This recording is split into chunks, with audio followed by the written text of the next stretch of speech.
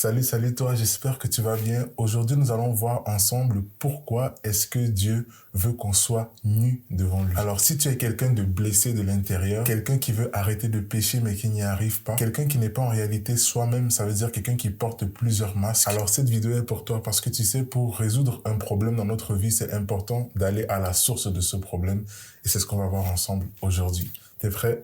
C'est parti. Alors, comme tu l'as compris, Dieu désire que nous soyons tous nus devant lui.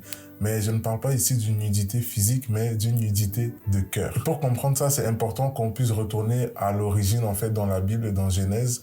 Vous allez voir, là, on va être dans le jardin d'Éden, où Adam et Ève, justement, viennent de manger le fruit défendu de Dieu. Il est dit dans Genèse 3, verset 7 que leurs yeux, tous les deux, s'ouvrirent. Ça, c'est juste après qu'ils aient mangé le fruit défendu. Et ils prirent alors conscience qu'ils étaient nus. Ils attachèrent des feuilles de figuier ensemble et s'en firent des ceintures. Quand ils entendirent la voix de l'Éternel en train de parcourir le jardin vers le soir, l'homme et sa femme se cachèrent loin de Dieu au milieu des arbres du jardin. Alors on voit ici que après avoir péché, après avoir mangé le fruit défendu, Adam et Ève ont pris conscience qu'ils étaient en réalité nus. Et alors qu'ils ont entendu la voix de Dieu, alors qu'ils ont entendu Dieu parcourir le jardin pour venir vers eux, ce qu'ils ont trouvé bon de faire, c'est d'aller se cacher, non seulement de se couvrir leur nudité, mais aussi d'aller se cacher loin de Dieu. Vous savez, malheureusement, les blessures intérieures nous empêchent d'être nus devant Dieu. Et c'est là que ça commence à être intéressant. Ne pas être nus devant Dieu, en réalité, c'est en fait que nous sommes habillés et donc nous ne sommes plus nous-mêmes devant Dieu. Et lorsqu'on n'est plus nous-mêmes, cela se traduit par le fait qu'on peut porter des masques. Par exemple, le masque du joyeux,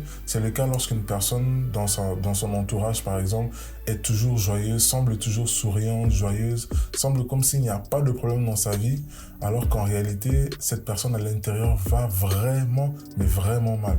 Je suis sûr que vous avez déjà vu des gens comme ça. Je me rappelle par exemple de Robin Williams, un célèbre acteur aux États-Unis, qui était toujours quelqu'un de joyeux, même dans ses films, il était toujours quelqu'un de très joyeux, mais cette personne-là, malheureusement, a fini par se suicider.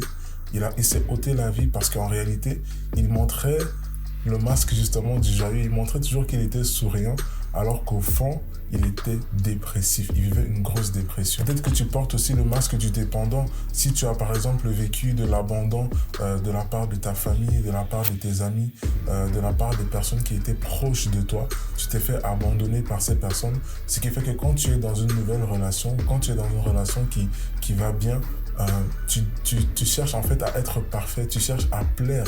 Tout ça dans le but justement de ne pas te faire abandonner de nouveau. Tu dépends de cette personne-là et ça c'est très toxique. Ou encore peut-être que tu portes le masque du fuyant, un peu comme Adam et Ève, alors que justement tu as peut-être péché, alors que tu as fait une erreur et là du coup au lieu de te rapprocher de Dieu, au lieu d'aller de te rapprocher en fait pour chercher de l'aide, tu décides plutôt de fuir. Alors que tu es maintenant dans une relation qui est positive, une relation qui marche bien, où il n'y a aucun problème. Du jour au lendemain, par exemple, tu décides d'abandonner cette relation.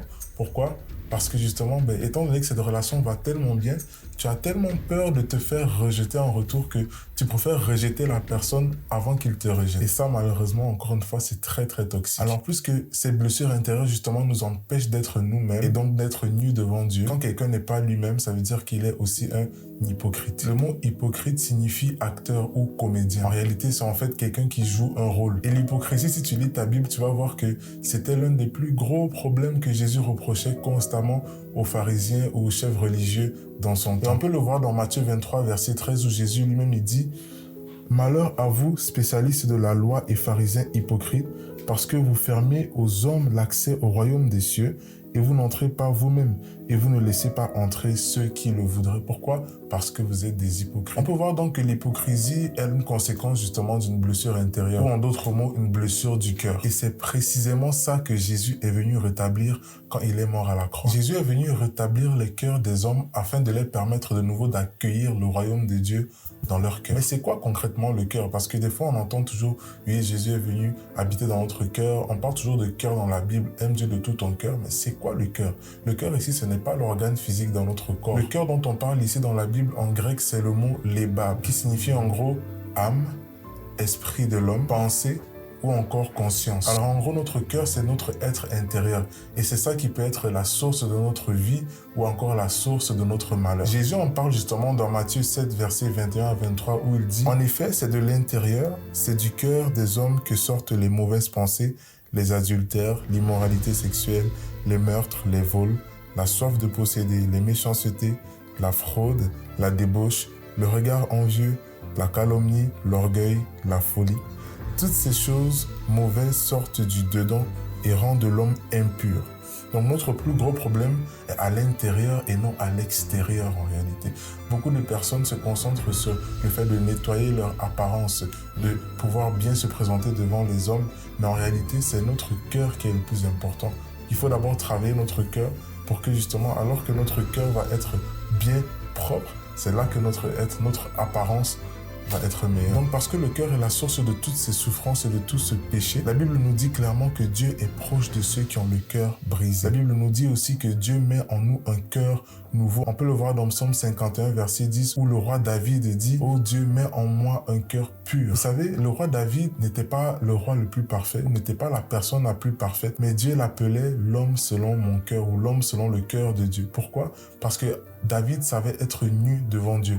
À chaque fois que David commettait une faute, il avait l'humilité de retourner vers Dieu pour avouer son péché et laisser Dieu le façonner de nouveau. Ce qui est malheureusement l'erreur que Adam et Ève ont fait au début alors qu'ils ont péché, mais ils sont allés se couvrir et se cacher loin de Dieu. En conclusion, on peut donc comprendre que les blessures intérieures sont l'équivalent des blessures du cœur. Voilà pourquoi, mon ami, c'est important que si tu as des blessures intérieures aujourd'hui ou si tu as des blessures de cœur aujourd'hui, tu dois être en mesure de retourner vers Dieu et d'être nu devant lui, nu de cœur devant lui. Ça, c'est normalement la première étape pour ta guérison. Et Jésus est venu spécifiquement pour ça, afin que nous tous, nous puissions retrouver notre état initial dans Genèse comme Adam et Ève, alors qu'ils étaient nus de cœur devant Dieu. Ça veut dire qu'ils étaient comme des personnes transparentes devant Dieu. Si tu as des blessures de cœur aujourd'hui, sache que Jésus dit dans la Bible que « Venez à moi, vous tous qui êtes chargés et fatigués, et je vous donnerai du repos. » Vous allez trouver du repos pour vos âmes. Et on a vu tout à l'heure que le cœur signifie aussi l'âme. Alors on va s'arrêter ici.